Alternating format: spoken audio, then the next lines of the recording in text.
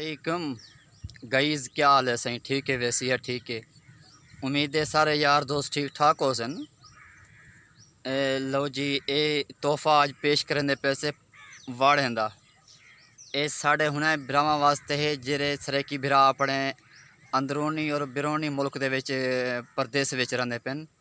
ऐसे ही वाड़न सी माशाअल्लाह। ते वाड़ ही टाइम जेरे न सी एक गोगड़े भी चाती पेन जेरी ज़मीन विच मैं ही टाइम वधना सी ए वाड़ें दी। ते ही बिरा ने बड़ी मेहनत की है जी, बहुत मेहनत की थी। जेरले देखूँ रात ही भावें डी है, इतना सख्त सूरज होंदा बिरावो। ते ए बिरा जेरा वाड़ रहा दी पे इतनी मेहनत करंदा हा। कला दे हिंदी घर वाली ते गंद कड्ढन पे बेचारे इतनी सख्त गर्मी विच। दुआ कराए अल्लाह ही को रंग लावे बेचारे को। ही बड़ी मेहनत की हिने वाड़े उत्ते बड़ी। मैं आखिम सी मैं चले नाम भेड़ा ते मैं जरले देखा इो भाई जर न सी ए वाड़े आला ए थी कर बैठा होंदा हर टाइम हिने को चौकी देना पिया होंदा हा ते गंद कढ़ना हा ते स्प्रे ते दवाइयां ते खादू ते बड़ी हिम्मत ही बिरा दी। मैं ते अल्लाह पाक को दुआ करना या अल्लाह ही को इतना रंग लावी के ही कपास को ही फल विचों ही रिस्क विचों ही ने 7 नस्ल खावन सही। ते सारे बिरा दुआ करे सो ते नाल इंजॉय करो बिरावो।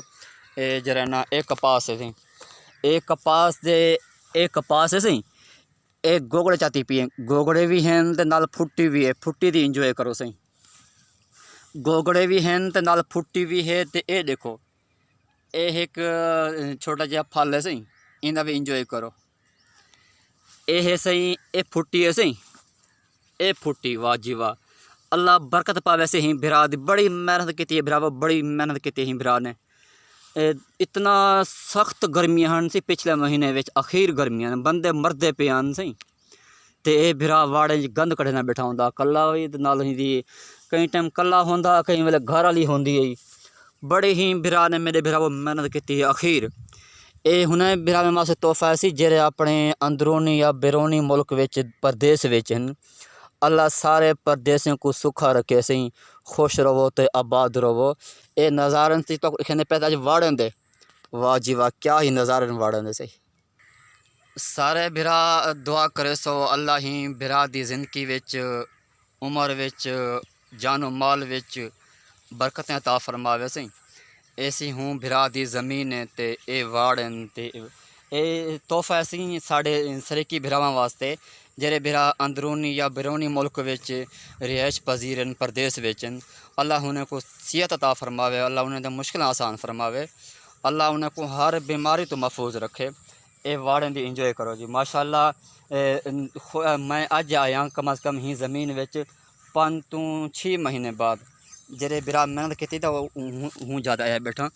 ते ए देखना सही ते ए फुटियां सही बड़ा ही नज़ारा है फुटियां दा। दे पे बिरावो ए सी फुटियां वाह जी वाह, अल्लाह रंग लावे सही, अल्लाह खुशियाँ अता फरमावे।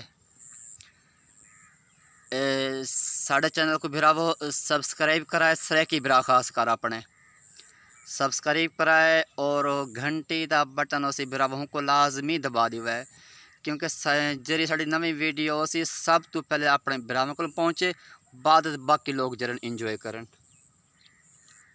अल्लाह हाफिज़।